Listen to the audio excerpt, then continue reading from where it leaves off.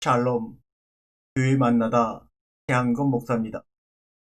제가 이렇게 말씀을 드리니까 어느 분이 교회 만나다에서 목회하세요?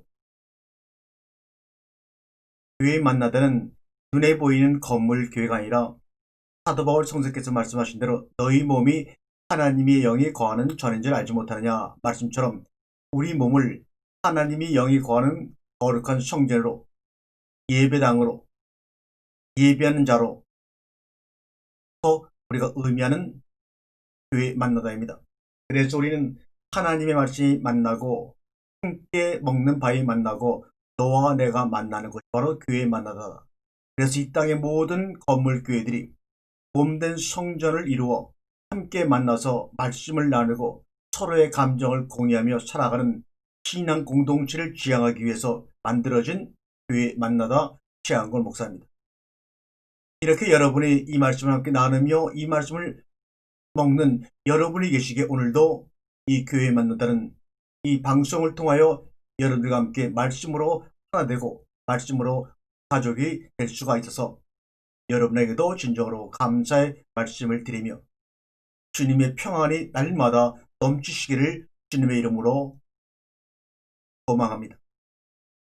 오늘 여러분들과 함께 나눌 말씀은 3번에 걸쳐서 우리가 창세기가 성경에 처음 나오는 성경입니다. 베레시드라고 이름하는 이 성경 창세기는 아마 우리들이나 그 당시 이 광야에서 창세기를 기록받았던 사람들이나 똑같은 성경의 가장 중요한 분입니다. 그런데 이 창세기, 출애굽기, 레위기, 민수기, 신명기를 모세오경이라고 하는데 이 창세기는 아담부터 이야기, 창조의 이야기가 기록되어 있는 성경이지만 사실 창세기도 이스라엘 백성들이 애굽에서 종살이 400년을 마치고 하나님의 은혜 가운데서 홍해를 건너 광야로 나와서 광야에서 주님이 말씀하신 것을 모세가 기록한 것입니다. 그러므로 창세기는 광야에서 기록되어진 것입니다. 그러므로 이스라엘 백성들이 애굽에서 홍해로 출애굽한 다음에 주어진 것이 창세기이기 때문에 창세기의 내용보다는 이스라엘 백성들의 출애굽의 사건이 먼저인 것을 우리는 인지해야 됩니다. 그렇다면 우리들뿐만 아니라 창세기를 처음 받아서 이것을 낭독한 것을 들었을 때 그 최초의 광야에서 이스라엘 백성들은 어떤 감정이었을까? 그것을 한번 여러분과 제가 한번 공유해 보려고 합니다. 우리의 입장이 아니라 우리가 그들의 입장, 광야라고 하는 삭막한 곳에서 동서남북을 쳐다봐도 모래사막이요 하늘을 쳐다봐도 별들밖에 없고 바닥에는 뱀과 정갈이 있고 먹을 것이 거의 없는 그런 광야에서 하나님이 음성을 들려주며 기록하도록 하신 이 창세기를 들었을 때 그들은 어떤 마음으로 창세기를 받아들였으며 어떻게 이해했을까? 이것을 우리가 알지 못하면, 공유하지 못하면 우리는 아무리 이 시대에서 많은 세상의 지식을 가지고 들이대어서 창세기를 읽어도 하나님이 출애굽 당시에 주셨던 그 하나님의 마음을 지금 우리의 삶 가운데서 누리며 경험할 수가 없습니다. 우리 과거에 이성에 갇혀있던 말씀을, 성경을 살아있는 말씀으로 끄집어내는 운동이 바로 18세기 계몽주의에 맞서서 일어났던 영적 대각성 운동입니다. 이 영적 대각성 운동이 얼마나 대단했냐면 예수를 믿지 않고 기독교를 반대하는 반종교주의자들도 그것을 보고 감동했다고 기록하고 있으니 정말 이러한 영적 대각성 운동이 21세기 살아가는 우리 시대에 한번 일어나면 얼마나 좋을까 소망하면서 말씀을 나누는 가운데서 우리 가운데 일어나지기를 간절히 소망합니다. 그 영적 대각성 운동 당시 그 당시에 최고의 지성인들로 평가됐던 조나단 에드워드, 요한 웨슬레, 조지 히필트, 스펄전 같은 지성인들이 일으킨 운동이 바로 영적 대각성 운동입니다. 한마디로 하면 생명의 약동운동, 말씀을 숨쉬게 한 역사였습니다. 마찬가지로 이제는 원어라고 하는 구약과 신약을 기록한 히브리어와 헬라어라는 원어라는 문자 해석에 몰두하고 갇혀있는 그 말씀을 물고기처럼 살아 팔딱팔딱 움직이며 생동하는, 역사하는 나와 관계된 말씀으로 재해석해 내놓아야 할 시기가 우리 앞에 드디어 당도했습니다. 이는 성경을 물고기가 물속에서 팔짝팔짝 움직이며 생동하는 것처럼 각자 삶의 이야기로 재해석되어 이 땅의 거리로 내놓아야 합니다. 주님의 말씀처럼, 주님의 당부처럼 말씀을 풀어놓아 다니게 하라. 이 말은 아주 주님이 하신 말씀에 가깝게 직역을 해보면 말씀을 이야기거리가 되게 하라 이 말입니다. 말씀을 신앙으로 이야기하지 말고 영적으로 이야기하지 말고 너희 삶 속의 길거리에 이야기거리가 되게 하라 이 말입니다.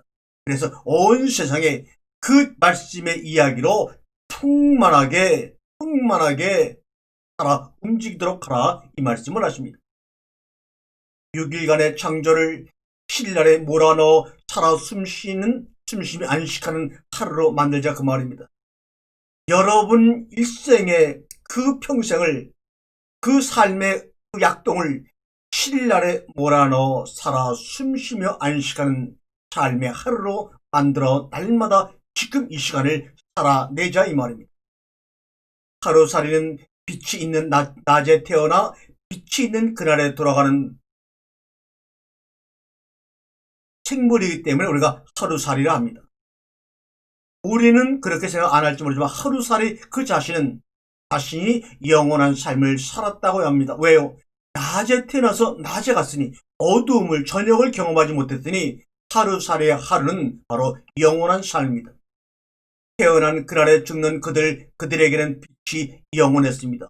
어둠이 그들에게 영향을 미칠 수 없는 그 낮에 왔다, 낮에 갔습니다. 우리도 말씀을 통하여 어둠이 물러가고 낮에 다시 거듭남으로 말미암아 낮에 주님의 품으로 들어가는 영원한 삶이 우리의 삶입니다. 모세 시대에 이르러서야 창조 이야기를 그때 하실 수밖에 없었던 우리 하나님, 왜 그랬을까요? 천년 전에 그 전에 모세 말고 다른 훌륭한 조상에게, 아브라함에게, 노아에게도 창조 이야기를 들려주실 수 있을 텐데 그렇게 하지 아니하시고 400년 종살이라고 자신들을 바라볼 때마다 절망과 낭망에 빠져있던, 두려움과 미래에 대한 불안 속에 빠져있던 그 이스라엘 백성들을 광야로 데려와 모세를 통하여 창조 이야기를 그때 하셨을까 하는 것도 우리는 생각을 해봐야 합니다. 그리고 이스라엘 백성을 탄생시킨 중대한 사건에 비추어서 해상되고 또 해석돼야 합니다. 무엇을요? 모세오경을 말입니다.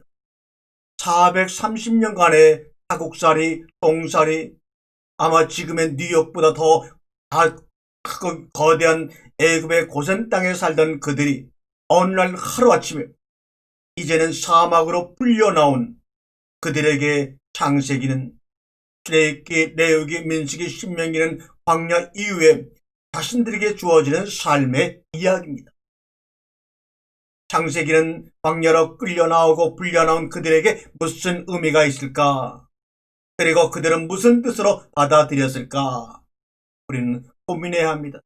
세상에 살다가 광야라고 하는 광야교회로 불려나온 여러분과 저는 처음으로 맞닥뜨린 하나님의 계시, 하나님의 언약이 바로 창세기입니다. 그 뒤에 출애굽기, 레위기, 민수기는 광야의 40년 동안의 삶을 기록한 것이고, 창세기 1장에서 11장까지가 바로 하나님이 우리에게 주시고자 하는 하나님의 사실, 실체, 팩트입니다. 거기서 우리는 우리의 삶의 교훈을 광야 백성들처럼 깨닫고 되새겨 보아야 합니다. 이 이스라엘 백성들이 출애굽을 했던 그 당시 주변 환경은 어땠을까? 서쪽에는 거대한 애굽이 자리 잡고 있었습니다.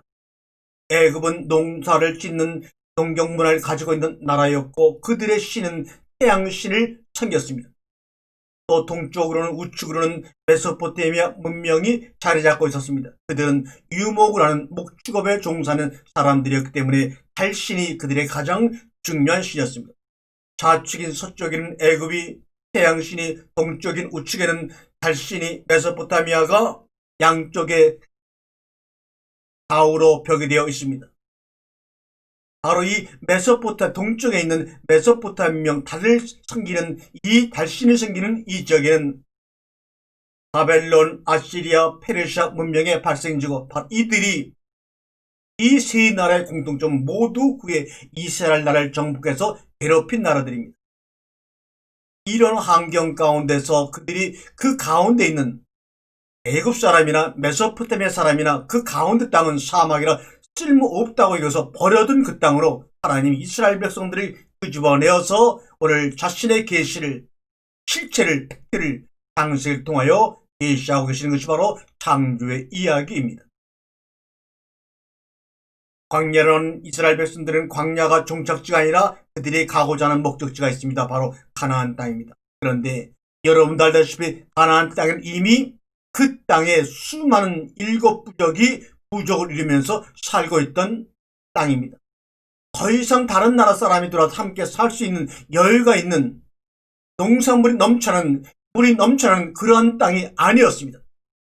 이미 기존에 살고 있는 일곱 부족들도 겨우 물을 얻어서 먹기에 부족하고 농사를 지을 수가 없어서 유목을 쳐가지고 고기를 팔아서 농산물을 애굽으로부터 사들여서 생을 유지하는 그러한 청박한 땅에 이스라엘 백성들이 가고자 하는 땅의 종착지였습니다.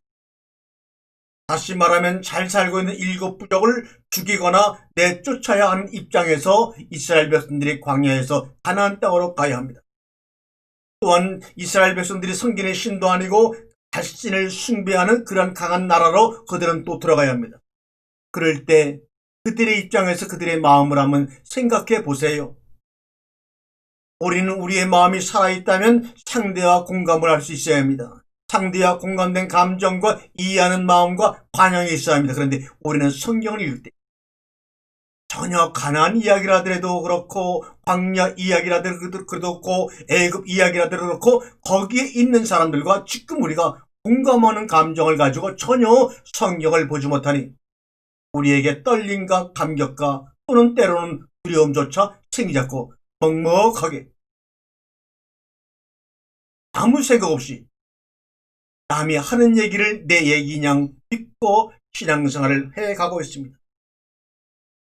이미 그들이 가고자 하는 가나안 땅은 수천 년 전에 데라와 아브라함이 살던 바로 어쩌면 자신들의 고향입니다.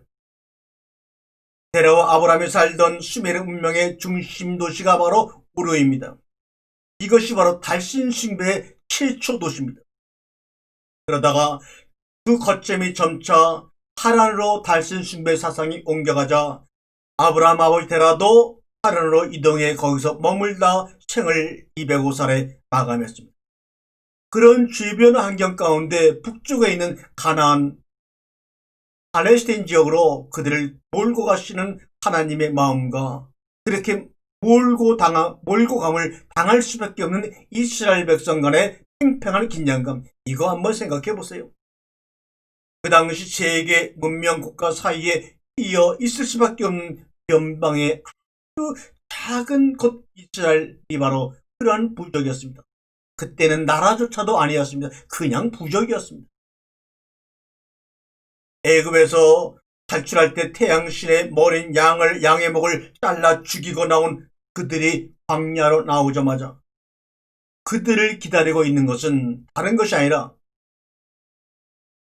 태양신과 경쟁 관계로서 메소포타미아 지역을 지배하고 있던 달신을 숭배하는 가나안 족속과 메소포타미아 족속들이 버티고 있는 그 땅으로 들어가야 하는 광야에서 이스라엘 백성들의 마음, 그러는 가운데서 하나님이 주셨다고 하는 창세기를 읽고 있는 그들의 마음은 어땠을까요?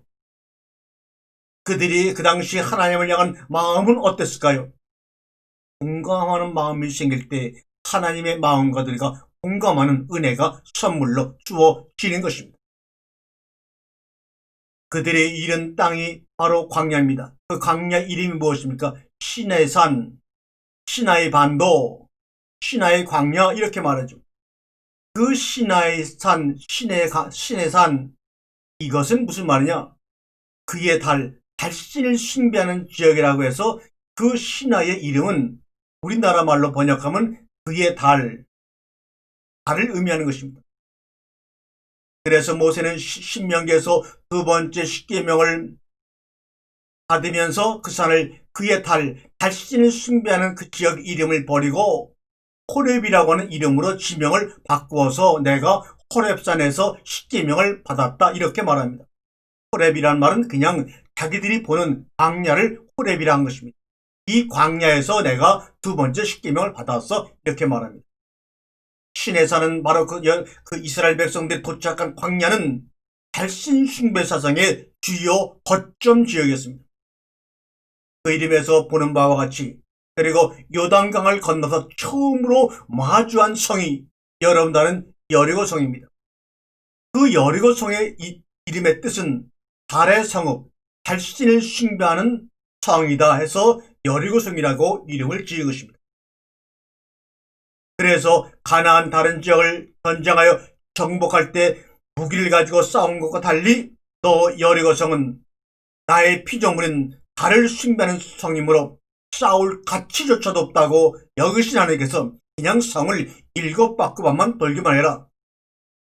그 당시 여리고성의 그 성벽의 두께는 자그마치 엄청난 1, 2m 정도 되는 그 담벼락에 3.5m 높이에 담이 이중으로 되어 있는 그 정말 철옹성 같던 여리고성, 달신을 숭배하는 여리고성이 무기를 가지고 싸운 것도 아니고 이스라엘 백성들이 나팔을 불며 하나님 말씀을 앞세우고 본 결과 무너지고 말았습니다. 한 방울의 피도 흘리지 않고 무너뜨리고 점령했습니다. 이것이 뭡니까? 내가 지은 달을 숭배하는 너희들은 싸울 가치조차도 없어 하는 하나님의 강력한 선언입니다. 이 사건은 애굽에서 태양신을 상징하는 양을 잡아서 죽인 사건과 똑같은 의미입니다. 주님이 좌우로 치우치지 말라고 말씀했습니다. 이때 좌는 바로 애굽을 의미하는 것이고 우라고 하는 것은 바로 그 당시 우측에 있는 메소포타미아를 의미하는 것입니다. 그러므로 좌우로 치우치지 말라는 것은 좌측에 있는 태양신을 섬기는 애굽 쪽이나 우측에 있는 달신을 섬기는 메소포타미아 지역 쪽으로 너희가 마음을 두지 말고 오직 한 분이신 하나님 사랑을 깨닫기에 마음을 다하라 이 말씀을 하고 있는 것입니다. 레위기 18장 1절과 4절에 보면 여호와께서 모세에게 말씀하 이르시되 너는 이스라엘 자손에게 말하여 이르라. 나는 너희 여호와 너희의 하나님이라.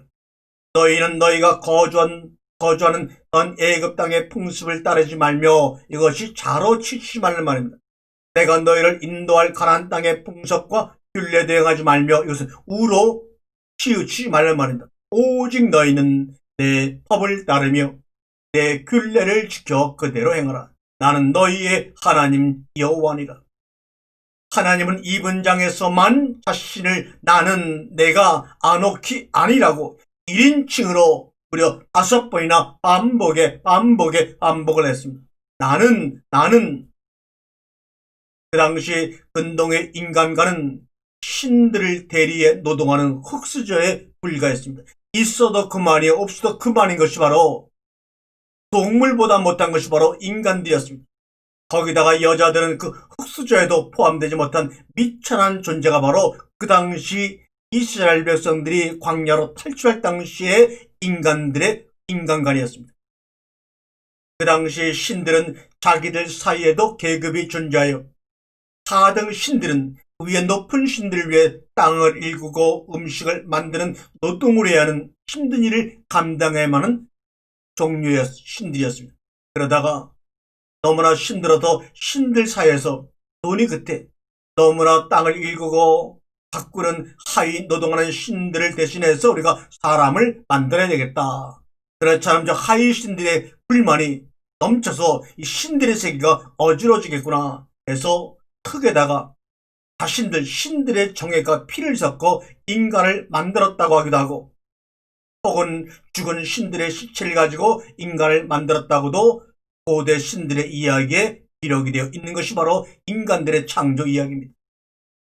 그래서 창세기 3장에 보면 선악과를 먹고 하나님처럼 되어버린 인간들이 겪어야 할 저주 중에 하나가 바로 얼굴에 땀을 흘리도록 노동을 해야 하는 것입니다. 이것은 갑자기 생긴 말이 아닙니다. 이것은 그 당시 근동 문화에서 하위신들이, 아주 계급이 낮은 신들이 감당하던 것들이 바로 얼굴에 땀을 흘리도록 노동하는 것인데, 아담 하와 너희들 말대로 하급신이 되었으니 그 하급신이 하던 대로 땀을 흘리고 노동을 하면서 살아라, 이 말입니다. 우리는 이 말을 이해하지 못했지만 그 당시 하위 신들을 위해서 땀을 흘리며 노동하는 것을 알고 있던 인간들은 하나님의 이 말을 이렇게 바로 받아들였습니다. 신앙을 제거하고 실체 그대로, 팩트 그대로 받아들였던 것입니다. 또한 그 당시 신들은 신들을 낳는 그 일을 합니다. 그래서 신들이 신들을 낳는 것은 사랑이 아니었고 고통이었고 생존의 문제였던 것입니다. 그래서 여자에게 잉태 고통이라고 말을 하고 있는 것입니다. 그 당시에 신들은 서로가 높은 신이 되려고 서로 죽이고 권력을 천탄하고, 또 아들들의 자식신들이 자기의 자리를 넘볼까봐 아들을 가두기도 하고 잡아먹기도 하고, 그래서 그 아버지한테 잡아먹히지 않으려고 아버지를 죽이는 친부살인의 역사가 바로 고대 근동의 신들의 이야기입니다. 최초의 가장 높은 신인 우라노스와 가이아를 통해서 태어난 12명의 자녀 중에 크로노스라고 하는 막내 아들이 아버지를 가두고 아버지를 죽이고 가장 높은 신에 오릅니다. 그러자 또 크로노스와 레이사에 태어난 제우스라고 하는 신이 아버지를 죽이고 자기가 올림푸스의 가장 높은 신으로, 지금도 그리스의 주신으로 제우스, 로마에서는 주피터라는 이름으로 우리에게 기억되고 있습니다. 이렇게 서로 죽고 죽이는 신들의 전쟁이 고대 신들의 이야기입니다. 이것이 바로 출애굽한 이스라엘 백성들이 이해하였던 그 당시 신들의 이야기요, 창세기 내용의 일부가 될 것입니다. 또한 하나님께서 이스라엘 백성들을 광야로 끌어내기 위해서 애굽에 행하였던 10가지 재앙이 있죠. 이것은 애굽 사람들이 섬기던 당시에 대표적인 수많은 신들 중에서 대표적인 10명의 신들을 향한 너희들은 신이 아니야 라고 하시는 신적 무효와 선언입니다. 그런데 이 10가지 재앙이라는 말이 있지만 사실은 그 10가지 중에서 재앙이라는 말이 사용된 재앙은 7번째 재앙과 마지막 10번째 재앙 외에는 재앙이라는 말을 사용하지 않았습니다. 왜 그랬을까요? 출애굽기 9장 14절에 보면은 7번째 재앙, 우박을 내리는 재앙을 할 때 재앙이라는 말을 하면서 이렇게 말합니다. 내가 우박을 내리지 아니하고 돌림병을 내리게 되면 너와 내 백성을 다 죽었을 것이다.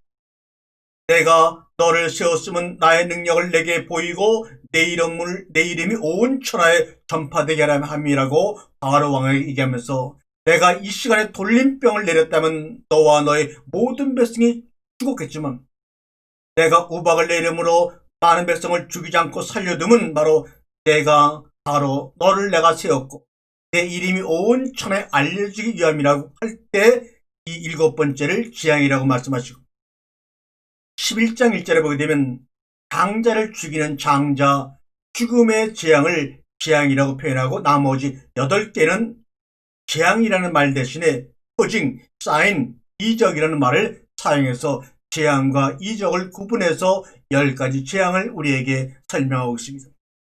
오늘은 이것에 대한 이야기를 하는 것이 아니기 때문에 이렇다고 이야기만 하고 넘어갑니다. 성경 속에서 하나님이 말씀하시는 기적은 우리가 생각하는 현대인의 기적과는 많이 차이가 납니다. 기적하면 현대인들은 자연의 법칙을 뛰어넘어서 자연의 법칙을 파악해서 우선적으로 내가 원하는 것들을 이루어내는 것이 기적입니다. 그러나 성경에서 말씀하시는 기적은 하나님이 우리와 함께 하시는 모습이 바로 기적입니다. 그러므로 우리가 하나님과 함께 광야에서 그 어려운 생활을 하는 것도 성경에서는 기적입니다.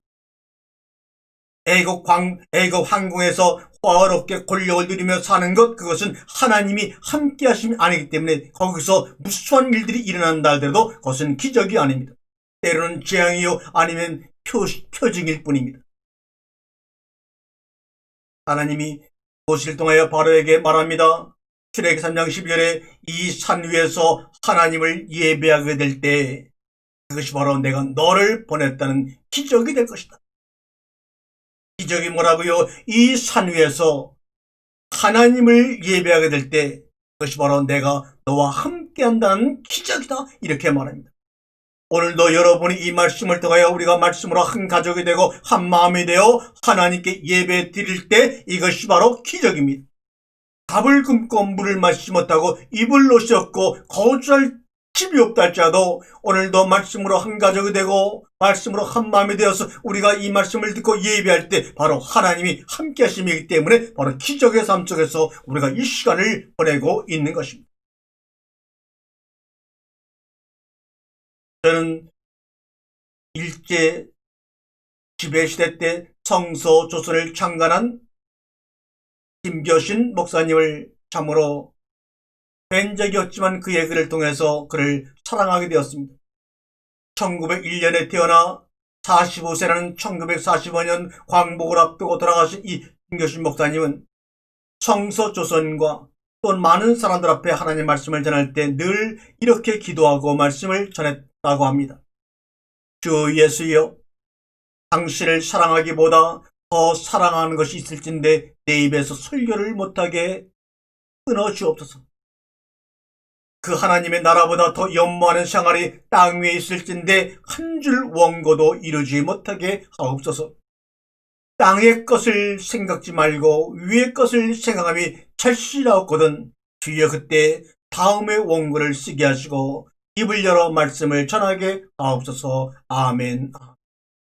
그래서 어느 순간부터 저도 이 말씀을 나누며 말씀을 준비하며 원고를 쓸 때마다 이 고백이 나의 고백으로 고백되어짐을 느끼고 있습니다. 다시 말씀드립니다. 창세기를 처음으로 듣고 읽었던 사람들, 광야의 사람들은 창세기를 어떻게 이해하였을까요? 주님 가르쳐 주옵시고 공감하게 하여 주옵소서.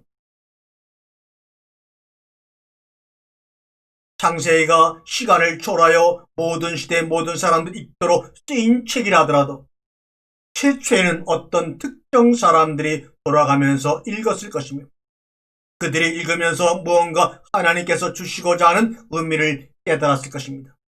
어쩌면 지금의 우리보다 훨씬 더 깊이 그 말씀을 깨달았을 것입니다.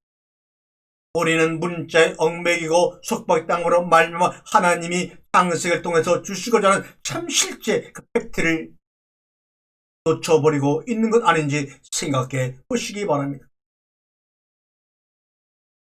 그 당시에 고대 도시 국가들 간의 전쟁이 벌어지면 이를 신화적 언어로 기록하는 경우가 많아서 도시와 도시 간의 전쟁이 마치 신들의 전쟁으로 묘사가 되었습니다. 다시 말하면 신화의 언어로 기록되었다 이 말입니다. 그 이유는 왜 그러냐? 다니엘 7장에도 나오지만 각 도시의 국가들은 그들의 수호신을 두고 그 수호신에게 경배하며 숭배하며 수호신 애언과 위탁을 받고 나가서 싸우기 때문입니다. 이렇게 그 당시에는 정치와 종교는 거의 구분되지 않았고 구별 없이 이루어졌기 때문에 그 당시에는 종교라는 단어가 있지도 않았습니다. 바벨론의 마르독 신과 이스라엘 야훼 신이 겨루는 신들의 전쟁으로 쉽게 묘사되고 있는 것이 바로 구약 성경입니다. 다신교라는 수많은 신을 함께 섬기는 다신교라는 것은 무엇입니까? 그 신들을 인간이 어떻게 다룰 것인가와 다신교의 성공이냐 실패냐가 직결됩니다.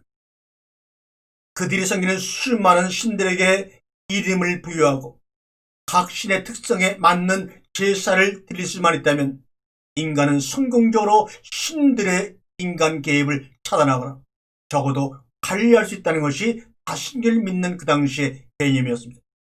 그래서 다신교는 그런 입장에서만 본다면 신본주의가 아니라 매우 인본주의적 입장에 가까운 종교다 이렇게 말합니다. 한마디로 말하면 고대 근동의 특징은 이스라엘 백성들이 광야에서 모세 오경을 받을 당시의 특징은 다신교와 신정 정치입니다. 종교와 정치가 분리되지 않은 하나인 신정 정치입니다. 출애굽 당시 다신교와 신정 정치의 특징을 가지고 있다는 것은 무엇보다 창세기 1장이 최초의 독자들에게 어떤 메시지를 던졌는지를 우리가 생각해 보는데 많은 도움을 줍니다. 성경 해석이라는 것이 저자의 지평과 독자의 지평이 만나는 지평융합의 사건이라면 고대 근동의 지배적 세계관이 압도적으로 관철되는 세상 속에서 창세기와 그 최초의 독자들은 어떤 세계관을 만났던 것일까 생각해 보셨습니까? 창세기 1장은 첫 번째로 전 시간에도 말씀을 드렸지만 세계관의 충돌입니다. 다시 말하면 이 시공간의 크로노스라는 시간과 시공을 초월한 카이로스 시간이 부딪힘으로 말미암아 크로노스에서 카이로스로 전환하는 세계관의 충돌입니다. 크로노스는 시공간에 갇힌 사람들에게 주어지는 누구에게나 주어진 일상적인 시간의 흐름을 크로노스라고 합니다. 거기에 비해 카이로스는 자신의 운명을 바꿀 수 있는 절박한 기회이자 개인에게 주어지는 시간의 흐름입니다. 창세기 창조기사에서 나열되는 대상들이 공교롭게도 그 당시 고대 근동세계에서는 모든 신적 존재로 간주되었던 것들입니다. 그런데 하나님은 일말의 설명도 없이 여지도 없이 그저 그 모든 것들을 6일 동안 내가 만드셨다고 언급하고 끝을 내버리는 멋지고 담백한 하나님. 이것은 그 당시에 엄청난 충격이자 혁명적인 선이자 목숨을 부지할 수 없는 이야기들을 지금 성경이 광야의 백성들에게 하고 있는 것입니다. 그들이 신적 존재로 여기던 모든 것들을 단순히 내가 만들었다는 표현이 어떻게 충격이 아닙니까? 그런데 우리는 이 성경 창세기 1장 읽으면서도 이거는 우주를 만든 거니까 믿든지 말든지 해. 이렇게 성경을 처음으로 대하면서 성경을 알았다고 할 수가 있습니까? 창세기 1장은 신앙으로 믿음으로 받아들이는 것이 아닙니다. 그 하나님께서 지으신 그 실체 사실을 만나는 것입니다. 거기는 믿음이란 단어가 들어가는 것이 아니요 만나서 경험하며 누리는 것입니다. 의도가 어떻든 정서적 수준에서부터 불편함과 어색함을 일으키는 사항이 창세기 1장의 6일 동안의 기록입니다. 창세기 1장의 창조 과정을 달리 표현하면 고대 근동세계의 모든 신적 존재에게서 신성을 박탈하는 방식으로 분명하게 묘사하고 있는 것입니다. 모든 신적 존재에게서 신성을 박탈하고 오직 유일한 신적 존재는 유일한 하나님은 이 모든 것을 만든 창조자 에하드 엘로임 야훼 그 창조자 한 분이라고 주장을 하는 것입니다. 고대 근동 시절 애굽 출애굽의 광야로 나온 이들이라면 이 대목을 의식하지 않고 창세기 말씀을 듣고 읽었을 가능성은 1%도 없습니다. 이런 면에서 본다면 창세기 1장의 이야기는 하나님을 뺀 무신론적인 이야기입니다. 모든 것이 신이었던 세상에서 아무것도 신이 아니라고 주장하는 것이니 무신론적인 고발을 피할 수가 어렵습니다. 그래서 하나님이 광야로 불러내어 아무도 그 안에 들어올 수 없는 그 공간 속에서 지금 이 이야기를 할 수밖에 없는 것입니다. 예수님도 그 당시에 바리새인들에게 하나님을 모독했다고 하는 신성 모독죄로 십자가에 달린 것 아닙니까? 창세기 1장의 내용처럼 예수님께서 예루살렘 성전을 헐라 내가 3일 만에 세우려고 이 말처럼 더 무신론적인 수는 없는 것입니다. 예수님은 거대한 예루살렘 성전을 보고 그것을 하나님이 신이 거하시는 성전으로 보지 않았습니다. 그건 하나의 그냥 물건 덩어리야, 돌덩어리야. 이것처럼 무신론적인 이야기가 없습니다. 그러기에 신성모독죄로 예수는 고발당해 십자가의 실로 돌아가셨다 3일 만에 부활하신 거 아닙니까? 마찬가지 논리로 창세기 1장은 유물론적인 내용들이 가득 차 있다고 느꼈을 것입니다. 그 모두가 신이 아니고 물질이라는 이야기를 하고 있는 것이니 그렇습니다. 그저 저거는 신이 아니고 태양이고, 그저 저거는 신이 아니고 달이고, 그저 저거는 신이 아니고 별이고, 그저 저거는 신이 아니고 물이고, 저거는 신이 아니고 바람이고, 신성을 가지고 있지 않다고 주님은 선포하고 있습니다. 매우 아이러니하게도 창세기 1장이 묘사하고 있는 창조 이야기는 적어도 근대 세계 속에 살았던 최초의 독자들, 광야 이스라엘 백성들에게는 지극히 무신론적인 사상이고 유물론적인 사상이었을 것입니다. 우리는 창세기에 그 말씀을 처음 접했을 광야의 이스라엘 출애굽한 이스라엘 백성들과 얼마나 감정이입을 할 수 있을까요? 이것을 하지 못하면 우리는 성경을 이해할 수가 없어요. 성경의 팩트를 만나지 못하고 그저 자기 생각 속의 믿음대로 신앙생활하는 종교인으로 살 수밖에 없습니다. 하나님의 은혜, 성령이 함께 하시게 되면 우리가 그 당시 출애굽한 이스라엘 백성들이 느꼈던 그 말씀에 대한 깨달음을 서로 공유할 수 있는 감정이입의 역사가 일어나는 것이 바로 하나님의 은혜요 기적입니다. 기독교란 그리스도를 믿는 신앙을 의미합니다. 그런데 그리스도에는 관심이 없고 예수에게만 올인하여 맹신하며 예수의 이름으로 응답해달라고 아우성칩니다. 어린아이만도 못합니다.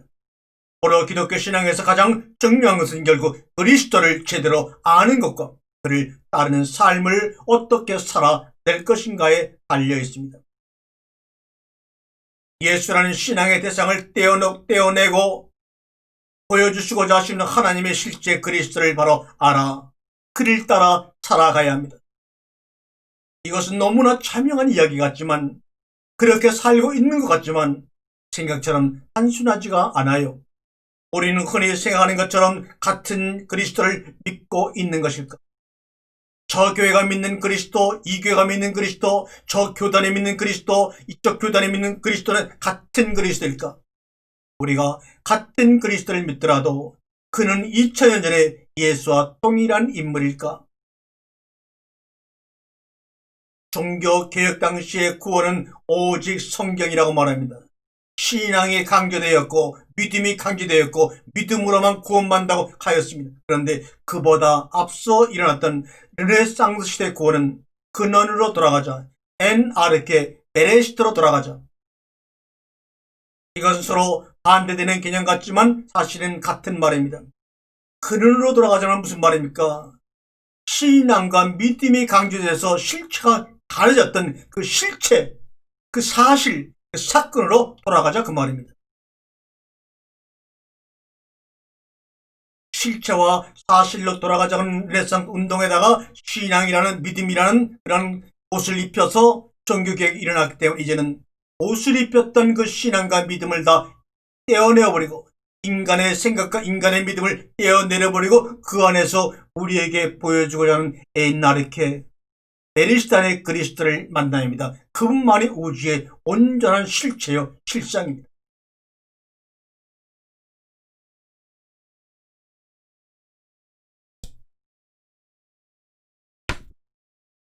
우리는 신앙생활하면서 신앙의 공동체는 가지고 있는지 몰라도 이야기의 공동체를 만들어내지 못하고 있기 때문에 삶이 건조하고 삭막해집니다.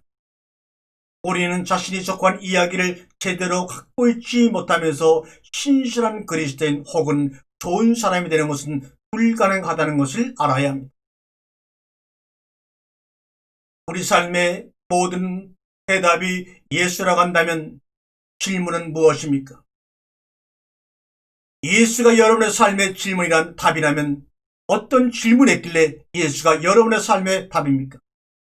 Jesus is answer. 예수가 답입니다. 그렇다면 then what was the question? 그 어떤 질문을 하였길래 예수가 답이라고 결론이 난 것입니까?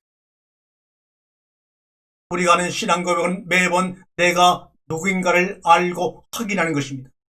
이는 개인성을 자학하는 것과 떼어놓기 쉽는 것입니다. 그런데 신앙 고백을 매복하도록 예배에서 강요한 점도 그 신앙 고백을 할 때마다 개인의 자각성을 깨어나게 하는 것이 오히려 개인의 자각성을 다 잠들게 하고 공통적인 믿음과 신앙만을 강조하는 신앙 고백은 참된 신앙 고백이 아니고 거짓된 신앙 고백입니다.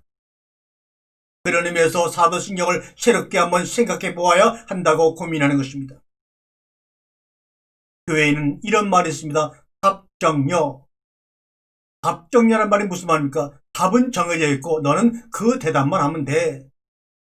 무슨 말을 하든지 무슨 설교라든지 무슨 가르침을 하든지 아멘 아멘 아멘 아멘만 하면 돼. 이게 바로 답정여입니다.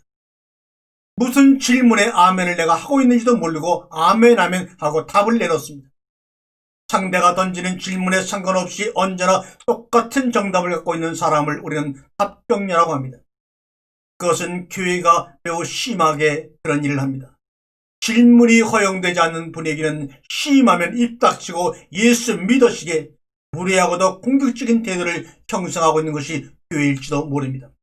상대방의 말을 전혀 경청하지 않고 들으려 하지 않고 상대방의 질문에 관심이 없이 오직 내 답만이 최고 정답이야. 그런 무리한 사회 속에서 어떻게 각 개인의 아름다운 이야기가 공감되어 꽃을 피우겠습니까? 유대민족의 유일신은 다른 수많은 신들과 차원이 다릅니다. 로마 식민지에서 만나는 대부분의 신들은 그리스 신들과 팔레스타인 신들과 하나같이 자연과 연결되어 신들이 되었습니다. 풍류의 신인 다곤이나 풍류의 신이자 전쟁의 신인 이나나나 지혜와 문학의 신은 나부나 천문과 번개의 신 바알이나 또 바벨론의 주신이었던 마르둑은 다 하나같이 자연과 풍요와 연결이 되어 있습니다. 특별히 이스라엘 백성을 지배했던 바벨론의 주신은 마르둑인데 마르둑은 바벨론의 용으로 불렀는데 머리는 용이요 꼬리도 뱀의 머리로 표현된 그러한 동물의 모습을 하고 있는 것이 바로 바벨론의 주신 마르둑입니다. 그런데 유대민족이 섬겼던 신은 우리가 지금 만나고 있는 야훼 하나님은 어떤 자연이나 인간과의 삶과도 연결되어 있지 않습니다. 더구나 흔하디 흔한 신을 상징하는 형상조차도 없습니다. 더군다나 그 신은 직접적인 계시를 통해 토라라는 창세기 출애굽기 레위기면서 신명기라고 하는 성경의 본문을 유대민족에게 내려주시고 우리에게 내려주셨습니다. 문자를 통해 말씀을 통해 인간과 소통하는 하나님, 어리서도 만난 적도 없고 들어본 적도 없는 신이 바로 우리가 믿는 야훼 하나님. 그런 신이 육신을 입고 인간에 대하여 나를 위해 나의 삶과 나의 죄를 위해 대신 죽었다는 메시지는 그 당시 로마인들에게 그리스인들에게 강력한 영향력을 발휘하지 않을 수가 없었습니다. 그래서 로마 나라가 거의 망할 것 같은 풍전등화와 내부 분열 속에서 이것을 일으킬 수 있는 것은 바로 저들이 믿는 신앙을 우리 가운데 끌어오는 길밖에 없다고 하는 생각한 콘스탄티누스 때 황제는 325년 5월 20일 니케아 종교회의를 터키의 이즈니크에서 열어서 성육신과 삼일치 교리를 기독교의 바른 교리로 채택하고 선포했습니다. 여기서 바로 인간으로만 여겼던 예수가 하나님으로 온 세상에 천명이 된 것입니다. 그 전까지는 예수를 믿는 소수의 사람들만이 예수를 하나님의 아들이라 여겼지만 바로 이 순간 콘스탄티누스 늑자가 325년 5월 20일 날 성육신과 삼일치기를 채택하는 순간에 온 세상에 로마의 지배를 받고 있는 모든 나라 가운데는 예수가 하나님으로 등장한 것입니다. 그동안은 예수가 신이 아니었습니다. 사람이었습니다. 그리고 신이냐 사람이냐 엄청난 논쟁 속에 빠져 있었습니다. 그런데 우습게도 콘스탄티누스 황제라는 그 인간 한 사람의 결정에 따라 때로는 많은 사람들 이론가들의 결정에 따라 예수가 신이 되기도 하고 순식간에 인간으로 추락하게 되는 그 논리와 관련 쪽에서 지금까지 기독교가 유지되어 오고 있었던 것입니다. 이것은 굉장히 정치적인 계단 속에서 채택된 교리가 바로 성육신교리와 삼위일체 교리입니다. 왜 그렇게 정치적인 이유로 성육신교리와 삼위일체 교리가 채택이 되었느냐? 그것도 로마 황제에 의해서. 그 이유를 보게 되면 이렇습니다. 예수가 신이 되어야만, 하나님이 되어야만 그 신을 직접 보고 만지고 교제했던 베드로에게 엄청난 신적 권위가 생기게 됩니다. 그리고 그 베드로 밑에 이어서 교황이 되는 교황들과 그 밑에 교부들이 신의 권위로 일반 백성들을 지배하는 상황이 만들어질 수가 있죠. 이런 상황이 로마 황제에게 조금도 나쁠 것이 없습니다. 왜냐하면 수많은 그런 그 제후들과 원로들을 다 설득해서 나라를 다스리다가 좀 이렇게 어려운 꼴이 되었는데, 이제는 소수의 교회 감독들만 확실하게 로마 황제가 관리 장만할 수 있다면 정권을 안정되게 오랫동안 지켜나갈 수 있을 것이라는 확신 속에서 이러한 교리를 콘스탄티누스 황제가 채택을 하게 되었던 것입니다. 이것을 채택한 니케아 종교회의는 시작부터 정치를 빼놓고는 아무것도 생각할 수 없는 종교회의입니다. 그런 니케아 회의의 결정과 향후 니케아 신경을 바탕으로 확정된 수많은 교리는 그 2000년간 서구 사회를 지배했다고 해도 과언이 아니고, 그것도 성령의 역사가 만드는 하나님의 음성으로 둔갑해서 그렇게 사람들 사이에 미혹되고 그들을 세뇌시켜 왔습니다. 메시아, 히브리어로 메시아입니다. 메시아. 헬라어로 그리스도라고 합니다. 영어로는 크라이스트라고 합니다. 우리나라 말로는 기름 부음을 받은 자입니다. 이렇게 다양하게 다른 나라 말로 번역됩니다. 메시아, 그리스도, 크라이스트, 기름 부음 받은 자. 그러므로 그리스도, 크라이스트, 메시아는 우리나라 말이 아니고 우리나라 말은 기름 부음을 받은 자, 이렇게 말하는 것이 맞습니다. 그래야지만 정확히 메시아라는 단어의 실체에 접근할 수가 있습니다. 구약에 메시아라는 단어는 39번, 기름 부음 받은 자라는 말은 39번 등장합니다. 그런데 찾아보게 되면 메시아라는 말이 거의 안 나옵니다. 왜 그러냐? 킹 제임스 성경에서는 메시아라는 단어를 딱 2번만 쓰고 37번은 다 anointed, 기름 부음을 받은 자라고 번역을 했기 때문입니다. 그 이유는 메시아는 오직 한 명 예수만을 상징하는 것으로 인식시키기 위해서 그렇게 메시아라는 단어를 쓰지 않고 기름 부음 받은 자라고 표현했습니다. 그러나 기름 부음 받은 자라는 말이 사실은 정확히 맞는 말이죠. 구약의 39번의 메시아가 다 예수를 지칭하는 것인가요? 아닌가요? 전혀 그렇지 않습니다. 구약 성경에서는 수많은 메시아가 나옵니다. 수많은 기름 부음 받은 자들이 나옵니다. 그런데 예수님 외에는 누구에게도 메시아라고는 호칭을 붙이고 싶지 않았던 킹 제임스 성경 번역자들은 의도적으로 메시아라는 단어를 구약에서 그렇게 번역하지 않고 기름 부음 받은 자라고는 단순한 명사로 번역을 했습니다. 이 우리가 말하는 메시아, 구원자라는 말은, 이 구원자라는 말은 잘못된 번역입니다.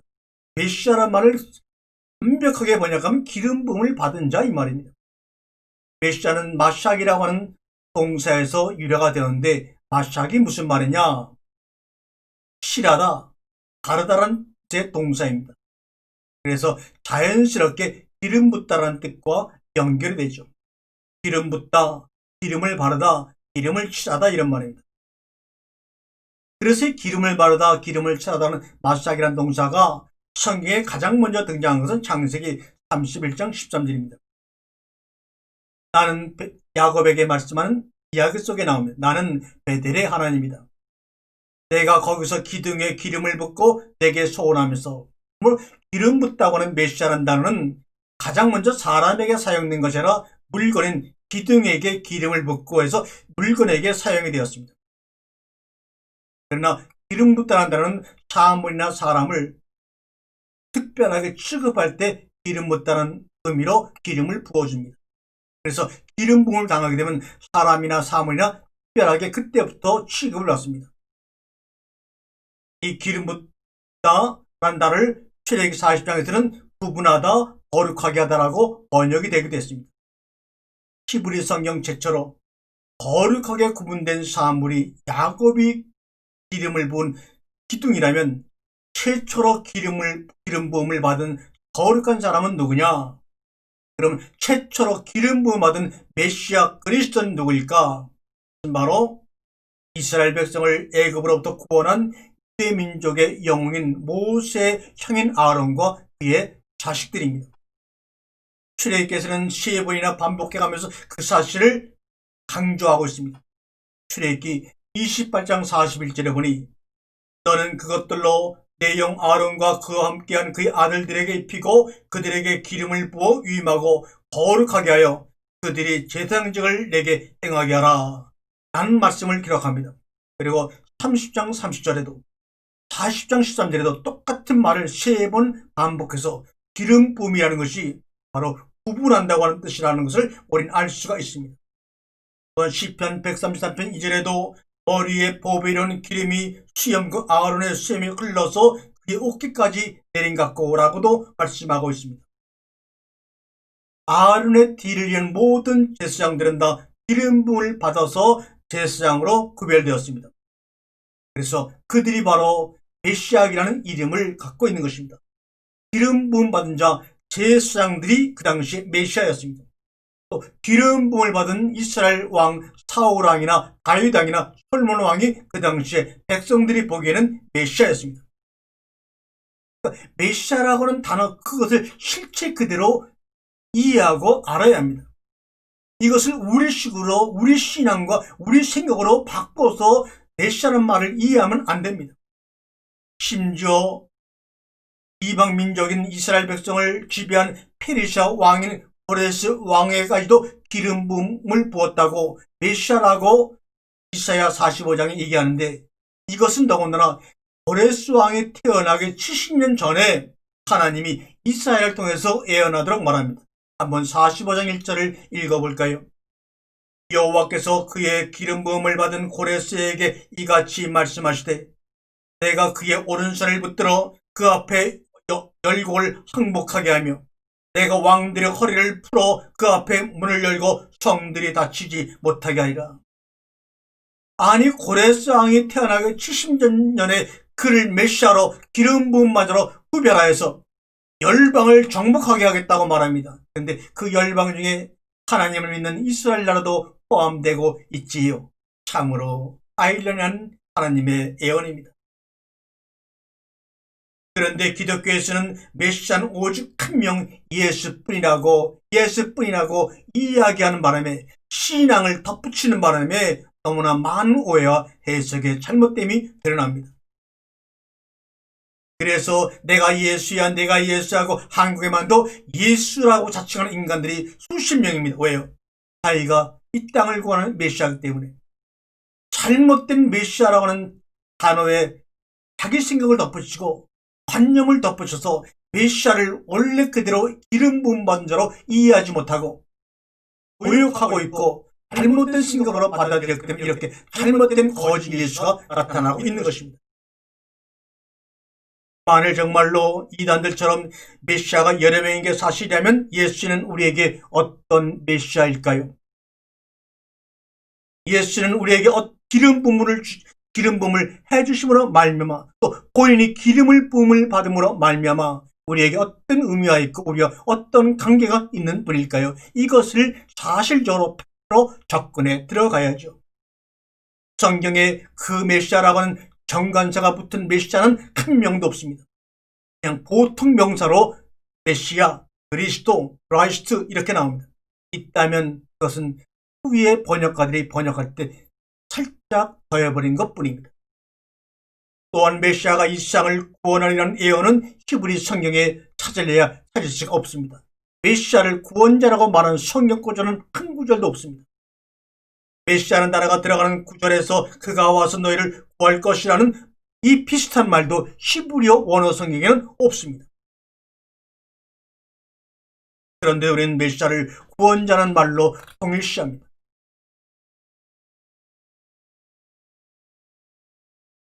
그런데 우리가 성경을 보면 분명 유대민족은 간절하게 기름 부음 받은 자, 참된 기름 부음 받은 자 메시아를 기다렸습니다. 그것은 신약을 보면 확실합니다. 메시아가 그들을 구한다는 예언도 없는데도 메시아를 기다렸다고요? 도대체 이런 경우 어떻게 우리가 이해를 해야 합니까? 그건 하나님의 약속과 이스라엘 백성들이 당하고 있는 현실의 비참한 사이에 너무나도 큰 간격, 불협화음이야말로 유대민족으로 하여금 메시아를 기다리도록 만든 주요 원인이 되었던 것입니다. 그동안에 수많은 메시아로 생각했던 메시아가 이스라엘 땅에 왔지만 아무도 그들이 이스라엘 백성들의 삶을 변화시키지 못했습니다.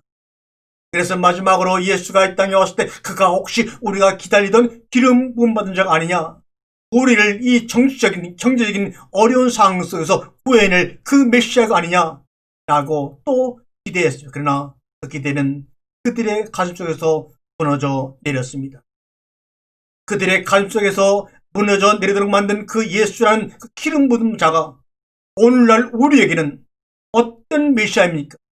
어떤 기름 부음 받은 자입니까? 또 기름 부음 받은 예수가 우리에게 기름 부음을 해 주심으로 우리가 하나님 나라의 성전이 되었고 하나님 나라의 거룩한 제사장이 되었다면 그 기름 부음은 우리에게 무엇을 상징하며 우리와 무슨 관계가 있는 것일까요?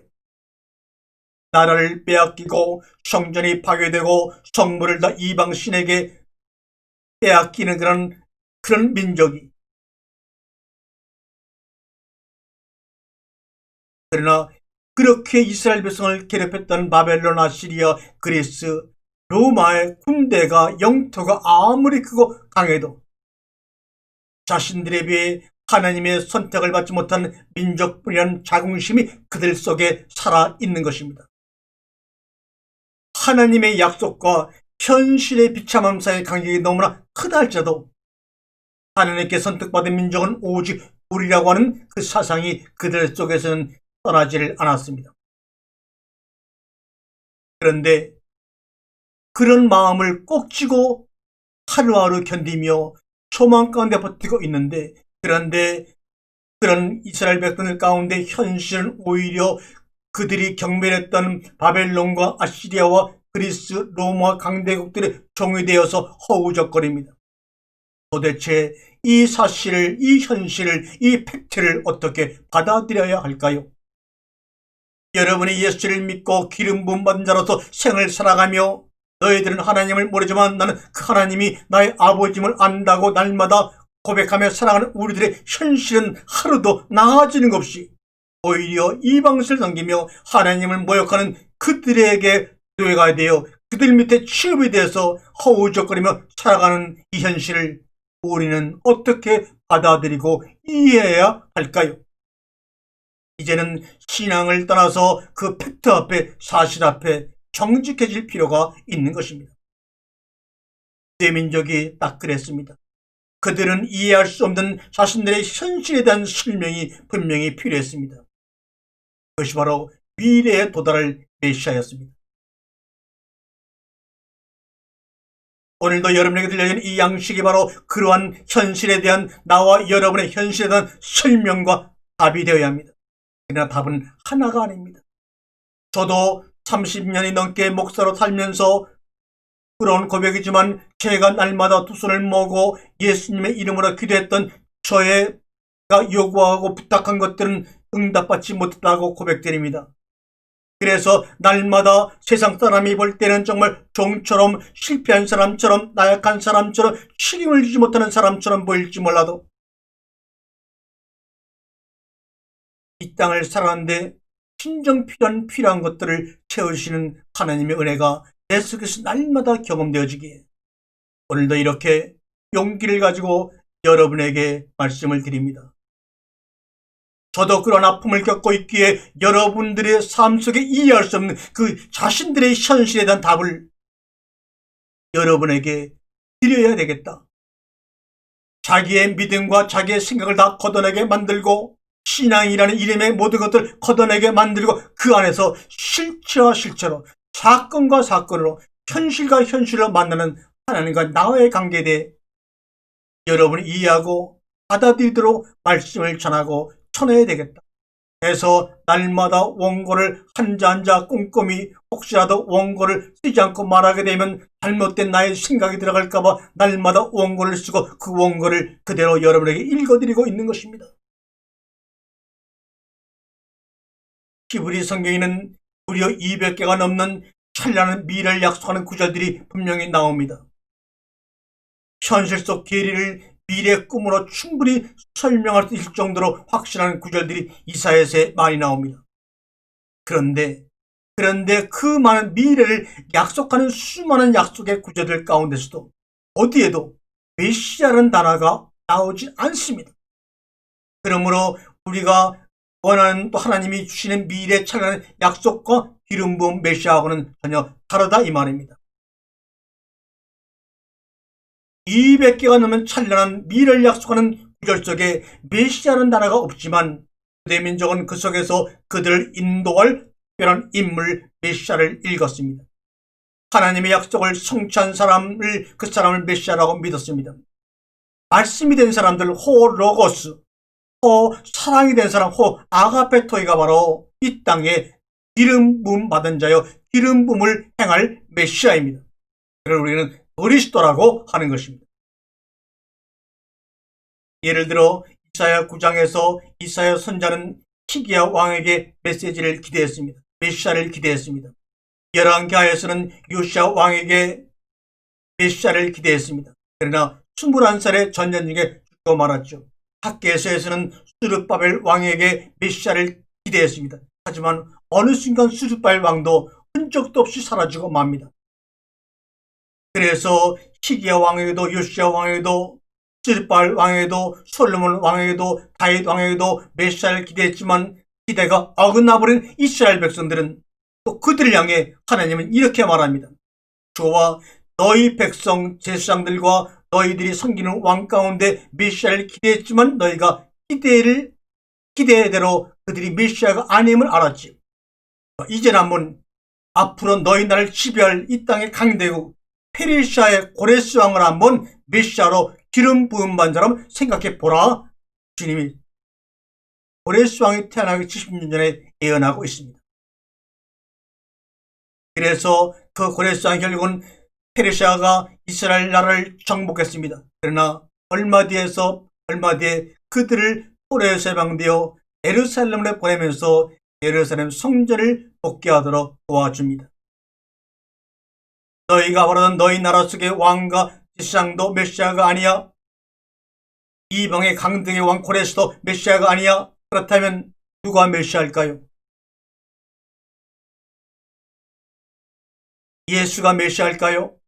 예수가 오직 그분 한 분만이 메시아일까요?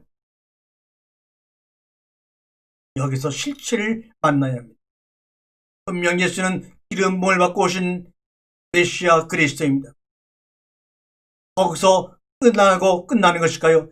기름 부음 받으신 그분이 십자가에 돌아가심으로 우리 속에 들어오셔서 우리 안에 생수가 넘치게 하고 우리 겉에 기름 부음을 받음으로 말미암아 우리 자신을 그리스도로 메시아로 선포하셨습니다. 이것이 바로 메시아의 개념입니다. 그러나 그 당시 이스라엘 백성들이 기다리던 메시아는 오지 않았고 나라는 로마에게 AD 70년에 완전히 파괴되어 예루살렘에 살던 모든 이스라엘 백성들은 전 세계로 흩어짐을 당하게 되었습니다. 유대 민족의 상은 점차 최악으로 악화되어 마지막 로마에서 끝나고 말았습니다. 바로 그때 그런 환경이 점점 강화되고 있던 상황 속에서 예수가 태어났습니다. 이제는 더 이상 내려갈 수 없는 지하실 끝까지 바닥까지 왔습니다. 아니 땅속 깊이 땅속 30층 이하로 내려갔습니다. 더 내려갈 곳 땅을 파서 내려갈 곳조차도 없었던 이스라엘 백성들입니다. 이제는 그 지하실에서 영화 기생충에서 나오는 것처럼 지상 1층이라도 지상의 마당까지라도 올라가는 길밖에 더 있겠습니까?